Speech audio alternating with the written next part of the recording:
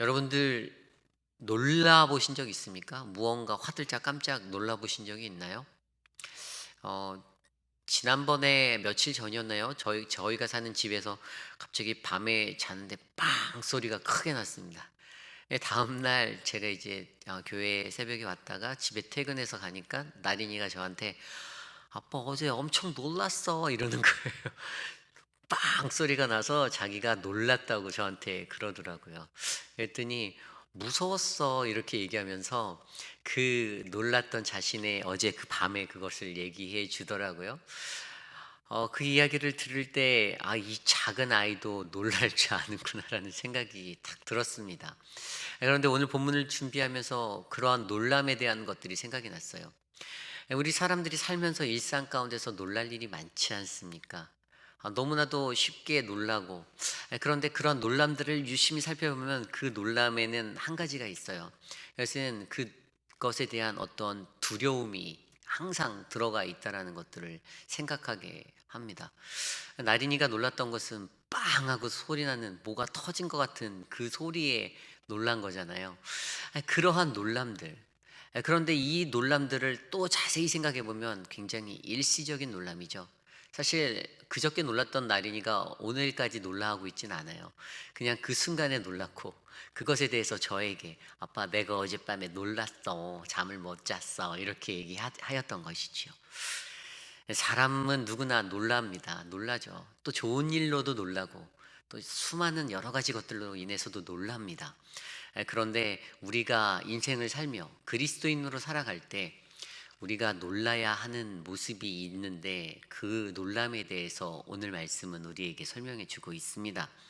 오늘 말씀 19절에 벨드사살이라 이름한 다니엘이 한동안 놀라며 마음으로 번민하는지라라고 말씀이 시작됩니다. 벨드사살이 놀랐다고 합니다. 다니엘이 놀랐습니다. 어제 말씀에서 살펴보았듯이 다니엘이 왜 놀랐습니까? 그 느부갓네살 왕의 꿈의 이야기를 들으니까 그에게 놀람이 되었다라는 것이에요. 꿈의 내용이 그 뒤에 나오지요. 또 제가 어제도 그 꿈에 대한 해석을 말씀드렸지만 그 꿈은 어떠한 꿈이었습니까? 느부갓네살 왕에게 좋은 꿈이 아니었습니다. 당시 다니엘의 인간관계를 볼까요? 느부갓네살과의 그 왕의 신하로서 이제 그렇게 급등되어서 주목받게 된 인생이 되었지 않습니까? 그가 그의 꿈을 첫 번째로 해석하여 줬을 때 왕으로부터 그에게 지위를 받고 위치를 얻어서 그렇게 그 나라에서 살 수 있는, 바벨론에서 살 수 있는 아주 그냥 굉장히 왕의 든든한 신임을 받는 그런 사람이 되었습니다. 아마 느부갓네살 왕과 돈독한 관계성이 성립되어져 가고 있었을 것이에요. 그와 함께 이야기도 나누고 그와 함께 식사도 나누고 그런 릴레이션십이 있었던 사람이었을 것입니다.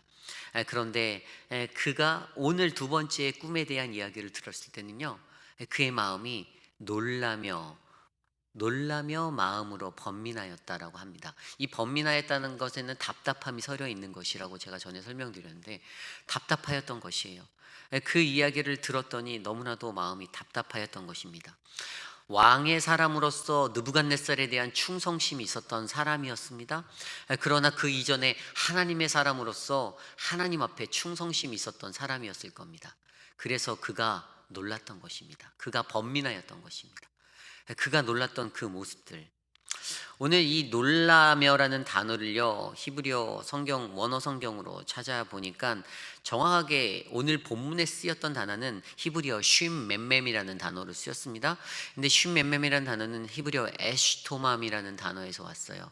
이것은 마비되다, 아찔하게 놀라다, 당황하다, 벙벙하게 하다 이런 뜻이에요. 그가 온몸이 마비될 정도로 그의 몸에 아찔함을 느꼈던 그러한 놀람이 오늘 우리가 읽은 이 본문에서 다니엘에게 펼쳐졌던 것입니다. 그가 느꼈던 그 놀람, 과연 어떠한 놀람이었겠습니까? 느부갓네살 왕에 대한 사랑하는 마음이 있고 충성이 있었던 그 마음에 그에게 담겨졌던 그 마음, 그 온몸이 마비될 것 같았던 그런 놀람. 이런 놀람에 대해서 우리가 한번 말씀 속에서 생각해보고 살펴보기 원합니다. 왕에 대한 연민도 있었고 또 그로 인한 하나님이 주시는 그 심판과 하나님의 계시에 대한 내적인 갈등이 있었던 그 놀람들. 아까 앞서 설명드린 대로 처음에 누구나 사람은 다 놀란다라고 말하였습니다. 그러나 제가 분명히 말씀드린 것은 그 놀람은 굉장히 일시적인 놀람이라는 것입니다. 한 번 놀란 것 그것으로 말지 그걸 가지고 막 굉장히 뭐 인생 10년 동안 20년 동안 놀라하며 사는 사람들 저는 그렇게 보지 못하였습니다. 그런데 우리가 인생 속에서 가장 놀라야 하는 한 대목이 있습니다. 그것은 예수 그리스도가 십자가에서 우리를 위해 십자가에 달려 돌아가셨다라는 그 대속의 은혜의 사건, 그것에 대한 놀람이 있어야 된다라는 것이죠. 우리가 이 시대를 살아가는 이 실존적인 세계, 이 실존의 세계에는 여러 가지 요소들이 있습니다. 그리고 신학이라는 카테고리 안에서도 실존이라는 것들을 얘기할 때 그 요소 중에 한 가지가 바로 놀람이라는 요소가 있습니다. 신학자 칼바르트는 이 현실의 실존에 대한 그러한 요소를 이야기할 때 놀람, 당황, 믿음 이런 것들에 대해서 설명하였습니다. 그리고 그가 이 놀람에 대해서 얘기할 때도 세상에 있는 사람들이 느끼는 것은 그러한 일시적인 놀람이지만 우리가 실존하는 그 자리에서 하나님을 알고 또 예수를 알게 되었다라면 그분을 통해서 얻게 되는 그 놀람은 영원한 유일성의 놀람이다라고 그는 설명하고 있습니다. 하지만 우리들이 그 예수를 바로 알지 못했기 때문에 우리가 바로 예수를 알지 못하고 이해하지 못하였기 때문에 그 유일성한 영원한 계속됨의 놀람이 우리 안에 일어나지 않는다라고 그는 설명하고 있습니다. 이 칼바르트가 이야기하는 이러한 놀람에 대해서 제가 조금 먼저 설명을 드리면 이 놀람은 앞서 설명드린 대로 현실 세계에서 놀라서 그냥 그들 세계에서 그들이 놀란 것들이 그냥 한순간의 것으로 그냥 끝나는 그렇게 방치되어져 버리는 것이 아니라 우리들의 삶 속에서 그리스도인으로서 또 신학을 연구하는 신학자들로서 계속해서 끊임없이 죽을 때까지 지속되어져야 하는 것임을 그는 설명해 주고 있습니다. 그리고 그가 설명할 때 이러한 놀람에 대해서 이해하기 가장 쉬운 것들로 우리가 하나님의 말씀 안에서 그 예수 그리스도의 기적을 통해서 우리는 놀라게 된다라고 그는 설명하고 있습니다. 예수 그리스도의 기적의 이야기가 성경 속에 수도 없이 나오지 않습니까? 그 이야기들을 통해서 우리들은 놀라는 것입니다. 그러기 때문에 그가 설명하는 것은 그리스도인들에게 그 필수 요소로 놀랄 수 있는 그 요건에 바로 기적이라는 것들이 늘 항상 동행해야 된다라고 하고 있습니다. 그러나 한 가지 더 뛰어넘어서 생각해 봐야 할 것은 그러한 기적의 이야기가 없다 할지라도 계속해서 놀라는 그것들이 있어야 되는데 그것이 바로 칼바르트가 주장하는 이야기 속에서는 바로 예수 그리스도의 십자가라는 것으로 설명되어지고 있습니다. 어떻게요? 우리가 바로 나같이 패역한 인간이 하나님 앞에 내가 그렇게 어떻게 구원받을까 그렇게 할 수 없는 그러한 존재인 내가 바로 그러한 나 자신이 예수 그리스도로 말미암아 구원받았다라는 그 사실, 그 십자가, 그것을 통해서 우리는 인생 가운데 계속되는 놀람의 삶을 살아야 한다라고 그는 설명해 주고 있습니다. 칼바르트가 주장했던 논리 중에 하나의 그 화해론이라는 것이 있습니다. 거기에서도 핵심은 뭐냐면 나 같은 존재, 패역한 인간이 바로 예수 그리스도를 통해서 하나님과 하나가 되었다라는 그 사실, 그 화해론에 대해서 이야기하고 있습니다. 그리고 거기에 가장 큰 핵심으로 바로 이 놀람에 대해서 설명해 주고 있습니다. 이 놀라는 것에 대한 이해를 제대로 하면요, 우리가 어떤 삶을 살게 되는지 아십니까? 그냥 단순히 눈앞에 보여지는 현상, 기적에 놀라는 거 1단계, 그리고 그것을 뛰어넘어서 나를 구원하신 예수 그리스도 그분에 의해서 또 놀라게 되는 거, 그리고 더 나아가서 그 안에서 관계되어져 있는 그 하나님과의 관계되어져 있는 하나님의 그 모든 기적과 모든 하나님의 섭리 가운데 관계되어져 있는 나라는 연약한 한 존재를 발견하게 될 때 나를 통해서 다시 한번 놀란다라는 것입니다. 이 다시 한번 쉽게 이야기하면 이게 무엇이냐면요, 내가 진짜로 실존적인 그러한 존재가 되기 위해서는요, 그냥 기적에서만 놀라는 것이 아니라 단순히 또 예수 그리스도 그분 안에서만 놀라는 것이 아니라 예수님과 연결되어져 있는 나 자신을 바라보면서 내가 놀라야 된다는 것입니다. 내가 은혜 받았구나, 내가 구원받았구나, 이 사실에 더 놀라야 된다는 것입니다. 그러면 그것을 통해서 우리의 일평생이, 내가 사는 날 동안 날마다 놀람, 그래서 내가 하나님 앞에 어떻게 살아야 하는가를 조명해 볼 수 있다라고 바르트는 집중하고 그렇게 설명해 주었습니다. 이 세상에 사는 사람들이 일시적인 현상에 그냥 한 번 놀라는 거는요, 그냥 우리가 쉽게 말하듯이 이성주의적이고 계몽주의적인 그런 인생들입니다. 그런 생각들이고 그런 판단들입니다. 하지만 우리가 영원하게 우리 안에서 유일하신 그러한 하나님 안에서 나를 발견하여서 그 놀라게 되는 인생이 되는 것, 이것은요 진짜로 우리가 이 세상을 살아가는 동안 내가 이 땅에서 하나님의 사람으로서, 그리스도인으로서 내가 어떻게 살아야 하는지를 조명하게 해주는 그러한 툴이 된다라는 것입니다. 여러분들은 어떠한 놀람의 인생을 살고 계십니까? 그리스도인, 성도, 권사, 집사, 장로, 여러 가지 타이틀로 세상 속에서 거하시고 살고 계시지만 그 안에서 여러분들은 과연 어떠한 놀람으로 여러분들의 인생의 발걸음들을 옮기고 계십니까? 그냥 깜짝 놀라는 일시적인 이벤트성의 한 번의 놀람으로 그냥 지내고 계십니까?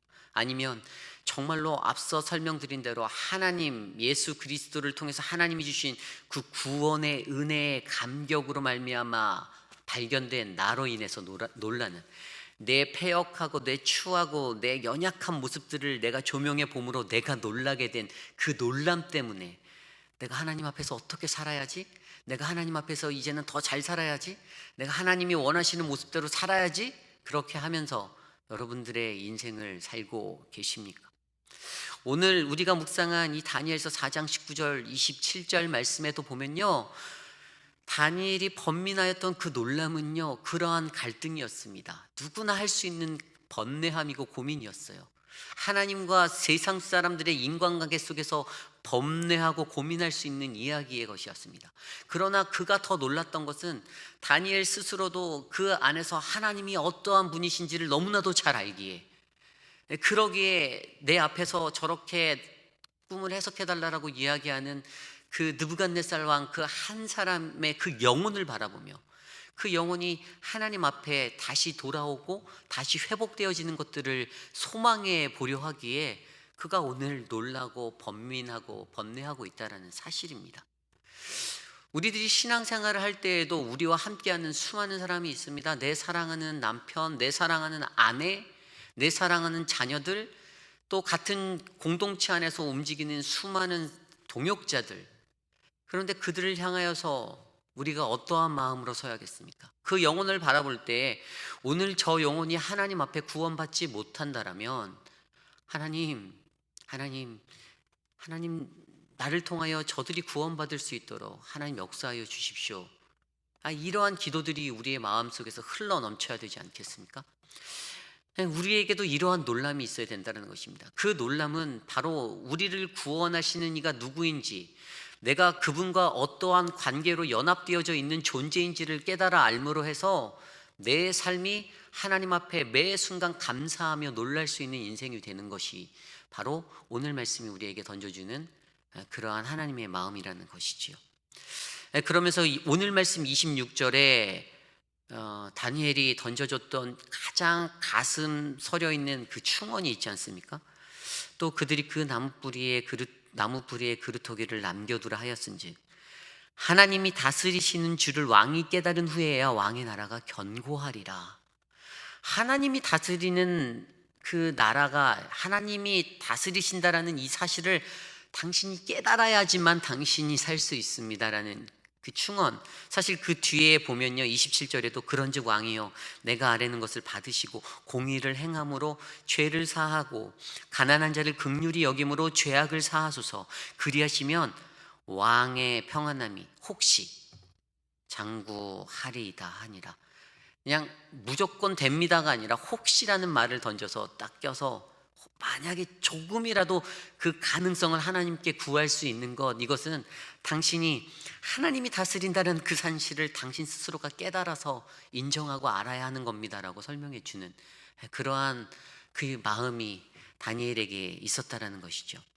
어디서 이런 마음이 일어났습니까? 다니엘이 가졌던 놀람, 그가 가졌던 놀람의 인생, 그 놀람, 유일적인 그 하나님, 영원하신 하나님, 그 하나님에게 사로잡힌 자에게 주시는 그 놀람이 그에게 있었기 때문에 그가 대하였던 그 영혼, 느부갓네살 왕의 그 영혼을 바라보며 이러한 충언을, 이러한 조언을, 이러한 마음을 전달할 수 있었다라는 사실이지요. 우리도 신앙생활하며 살고 있습니다. 세상 속에서 앞서 처음에 말씀드린 것처럼 세상에서 너무나도 많은 일 때문에 놀랍니다. 우리가 기도했던 자가 대통령이 되지 않아서도 놀라고요.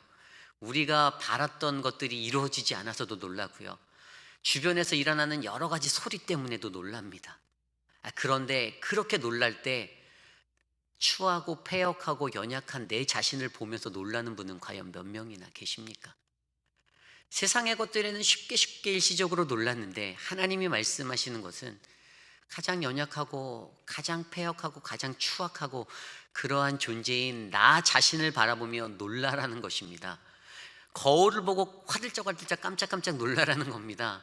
거울을 보듯이 내가 이렇게 못생겼어, 와 깜짝 놀랐다, 일회성적인 이런 것이 아니라 정말로 추하구나, 정말로 내가 더럽구나, 내가 정말로 연약하구나, 이것을 깨달으라는 사실이 바로 하나님이 오늘 말씀을 통해 저와 여러분 우리 모두에게 던져주시는 은혜의 말씀입니다. 하나님이 우리를 사랑하시기에 하나님이 그의 아들 독생자를 우리에게 주셨습니다.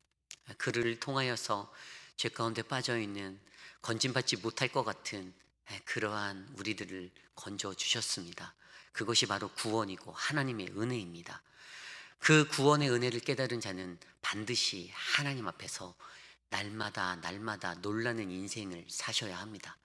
오늘 이 시대를 살아가는 저와 여러분들, 세상 속에 수많은 놀람의 일들이 있다 할지라도 우리 안에서 나를 구하신 그분의 은혜로 말미암아 놀라는 그러한 인생, 놀람의 인생이 바로 그 에스토맘의 인생이 저와 여러분의 인생이 되기를 간절히 소망합니다. 이 시간 우리에게 주신 하나님의 말씀을 가지고 함께 기도하기 원합니다. 이 시간에 기도할 때 하나님, 우리들의 인생을 바라봅니다. 험난한 세상 속에서 살아가는 동안 하나님, 내 삶이 하나님 앞에 회개하고 하나님이 어떠한 분이신지를 깨달아 인정하며 나아갈 수 있는 인생 되게 하여 주시옵소서. 하나님, 날마다 나의 연약함과 나의 더러움, 나의 추함 가운데 놀라며 주님 앞에 어떻게 살지를 고민해야 되는 그 인생 되게 하여 주시옵소서. 함께 기도하시고 제가 기도한 후에 각자 기도하기 원합니다. 기도하겠습니다.